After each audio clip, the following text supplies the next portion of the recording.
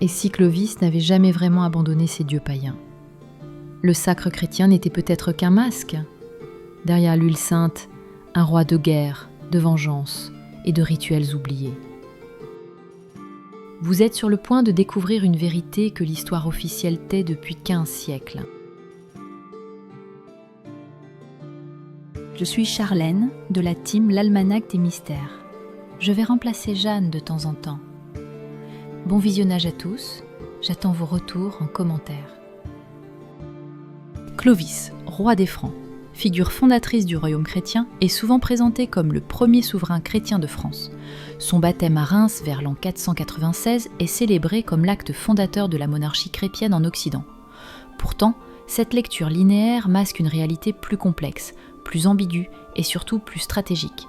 Était-il réellement un converti sincère ou bien un roi barbare resté païen sous des habits chrétiens? Pour comprendre la véritable nature de Clovis, il faut explorer les tensions entre le pouvoir politique, les héritages spirituels païens et les desseins de Rome. Chapitre 1. Un baptême politique. L'évêque Rémy baptise Clovis à Reims, acte considéré par l'Église comme une rupture définitive avec le paganisme. Mais de nombreux historiens modernes comme Michel Rouche ou Bruno Dumézil rappellent que ce baptême est d'abord une décision diplomatique. Clovis, roi d'un peuple majoritairement païen, devait rallier les élites gallo-romaines chrétiennes pour stabiliser son pouvoir.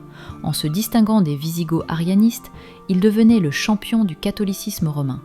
Mais cette stratégie masquait une continuité profonde avec les pratiques anciennes. Le choix du catholicisme plutôt que l'arianisme est un coup politique autant qu'un engagement spirituel.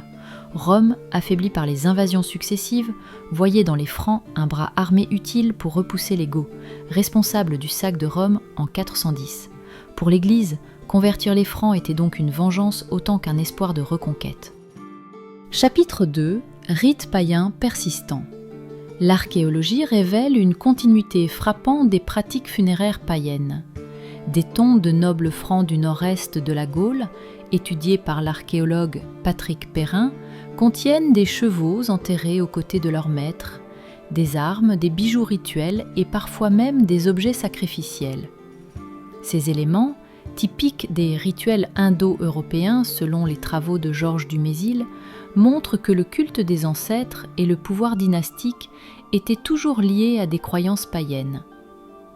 Le vase de Soissons, souvent raconté comme un acte de justice, peut être lu comme un rituel sacré de rétablissement de l'honneur dans la tradition du roi guerrier indo-européen. De nombreux historiens, comme Jean-Paul Roux, ont également noté la persistance de symboles solaires, lunaires et tribaux dans les fibules, ceintures et parures des Francs bien après leur supposée christianisation. Chapitre 3. Sacre chrétien, corps païen. Le sacre de Clovis est une mise en scène maîtrisée par l'Église, mais chaque geste du rituel a une double lecture. L'onction avec l'huile sacrée, le crème, pourrait, selon certaines hypothèses ésotériques, mêler une ancienne tradition de l'onguent royal des peuples germaniques. Les cheveux longs de Clovis, insigne du pouvoir sacré chez les Mérovingiens, sont un symbole indo-européen bien antérieur au christianisme. Il n'existe aucune preuve qu'il ait aboli les rites tribaux. Au contraire, il en aurait réinterprété certains pour leur donner une couleur chrétienne. La vengeance sanglante de Clovis contre les autres chefs francs est une pratique tribale païenne, pas un acte de justice chrétienne. Il agit comme un roi de guerre païen tout en arborant l'habit du prince chrétien. À ce stade, si vous trouvez ces révélations fascinantes, pensez à liker la vidéo et à vous abonner à la chaîne. Ici, on vous dévoile ce que les manuels d'histoire ne disent jamais, et la suite va encore plus loin. Chapitre 4. Une conversion stratégique et fragile. L'historien Danuta Schanzer rappelle que Clovis n'était pas prédestiné à devenir catholique. Avant son baptême, il s'était intéressé à l'arianisme, probablement sous l'influence de sa femme Clotilde, mais aussi par opportunisme politique. Son choix du catholicisme romain s'est opéré dans un contexte de lutte d'influence, où chaque église cherchait un protecteur. Pour Rome, isolée après la chute de l'Empire d'Occident, les Francs étaient la meilleure chance de retrouver une domination sur les terres d'Europe du Nord. En aidant Clovis, Rome obtenait un allié contre les Wisigoths qui avaient pillé la ville éternelle et contre les autres peuples germaniques hétérodoxes. L'historien Walter Ullmann, spécialiste de l'histoire ecclésiastique, note que la conversion de Clovis est l'une des rares réussites stratégiques de l'Église à cette époque. Chapitre 5. Le double pouvoir du roi thaumaturge. Dans les traditions ésotériques, notamment celle du compagnonnage et des cercles initiatiques, Clovis n'est pas vu comme un simple converti. Il incarne la fusion entre deux royaumes, celui des hommes et celui des dieux. Le roi guérisseur, capable de soigner par le toucher, est une figure présente dans les peuples indo-européens depuis des siècles. La tradition du roi thaumaturge, analysée par Marc Bloch, commence réellement avec Clovis. Mais cette capacité, interprétée plus tard comme une grâce chrétienne, pourrait en fait dériver d'une initiation païenne plus ancienne. Des sources orales, conservées dans certaines régions de France, parlent d'onguents sacrés et de serments prononcés sur des épées au moment du sacre. Cette fusion des cultes fait de Clovis un roi à double visage. Chapitre 6. Entre vengeance de Rome et pouvoir franc.